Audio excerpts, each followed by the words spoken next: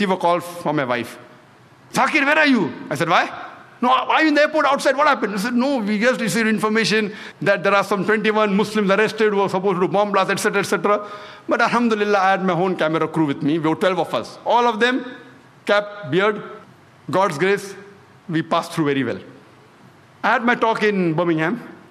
It was successful. Next day, sometimes we go and do shooting. So next day, we went to one of the Jewish graveyards and we were shooting. Shooting, not shooting, we were recording. We in our lingo, we say shooting means recording on the video camera. Just to get stock shot of the city. And we spent a couple of hours in the Jewish graveyard. Later on, we went to one of the church, did the recording shooting. Then we went for breakfast. And we came back to the hotel in the afternoon. Then we get information. The police of Birmingham, they're trying to track us down. Maybe some passerby went and complained. They were looking for 7 or 8 terrorists with cap and beard. Who are these people? They had the number plate. And they knew it was a green car. So what they did, they phoned the insurance company and they tried to find out where we were. And finally they located us in the hotel. But luckily, while doing inquiry, they even happened to speak with the person who I had breakfast with. And he happened to be a very famous politician, Muslim politician. So when the chief of that area, of that police station, spoke to him, that we're looking for these terrorists. He said, what nonsense they're talking? Do you know, 2 months back, I had given a DVD of a person by the name of Dr. Zakir Naik. He said, yes, he's the same person. Oh, same person. Problem solved. The passerbys who had reported, beard is dangerous. Beard, cap, dangerous. You have to be careful. But again, God's help, Allah's help, and I'm safely back here. Otherwise, I wouldn't have been here to give the talk.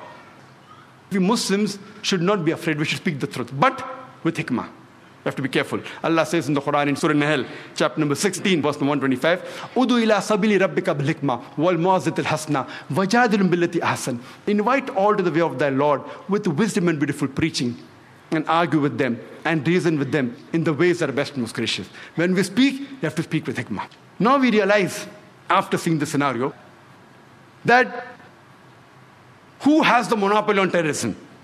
And according to me, terrorism is a monopoly of the politicians. According to my understanding and survey, terrorism is a monopoly of the politicians. Irrespective, they may be politicians of USA, of UK or India, it is the monopoly of the politicians. We have to realize what is the cause of terrorism. If we want to abolish terrorism, first we have to understand the root cause. I, being a doctor, we don't believe in symptomatic treatment. We believe in trying and finding out what is the cause and killing the germ. That's a better treatment. What is the cause of terrorism? The experts say that the cause of terrorism is injustice. When injustice is done on a particular group of people, when wrong is done on a particular group of people, they tend to retaliate. And that is the only cause of terrorism. And when we realize that whether it be the 9/11, the destruction of the Twin Towers in New York, whether it be the 7th July, the bombing in London, or the serial bomb blast 93 in Bombay, or the recent bomb blast on 11th of July, whether it be the thousands of people killed in Afghanistan, in Iraq, in Gujarat, in Bosnia, whether it be in Palestine, in Lebanon, we find that behind them, the main cause are the politicians. I was wondering that when I landed in UK, that why were 21 young Muslims arrested?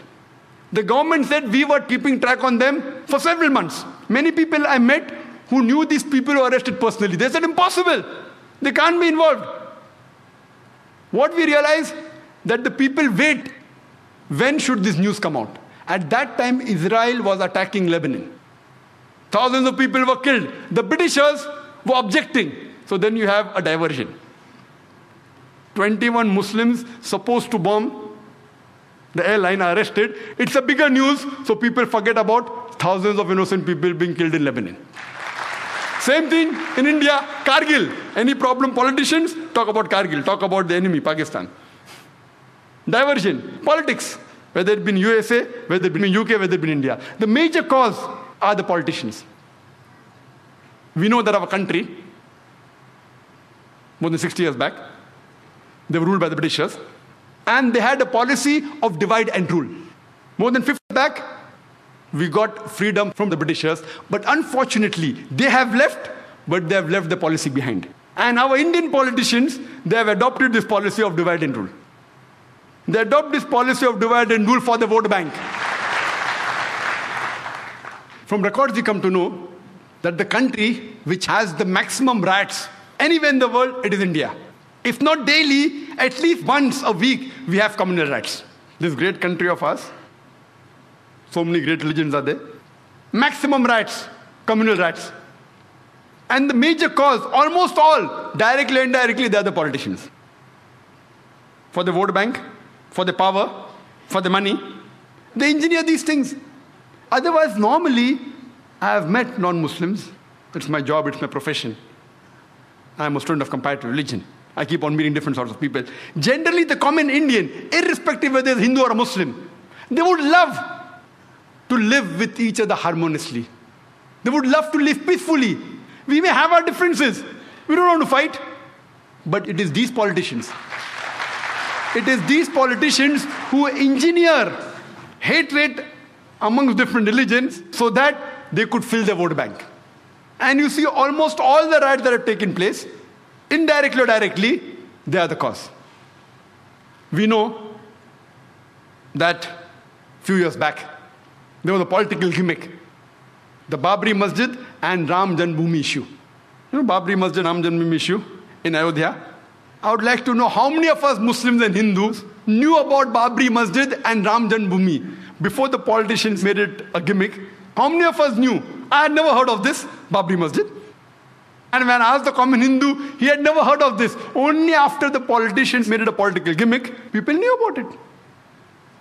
And we know on the 6th of December, 1992, they wanted to have a big procession, a gathering at this site.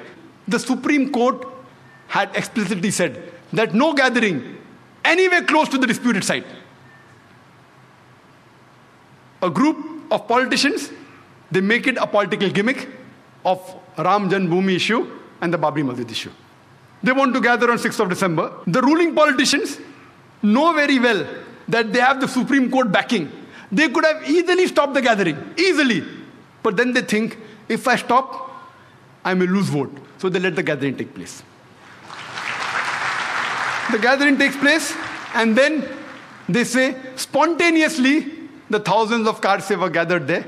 Spontaneously, the Babri Masjid was destroyed, spontaneously. You know, there was live recording on the various satellite channels.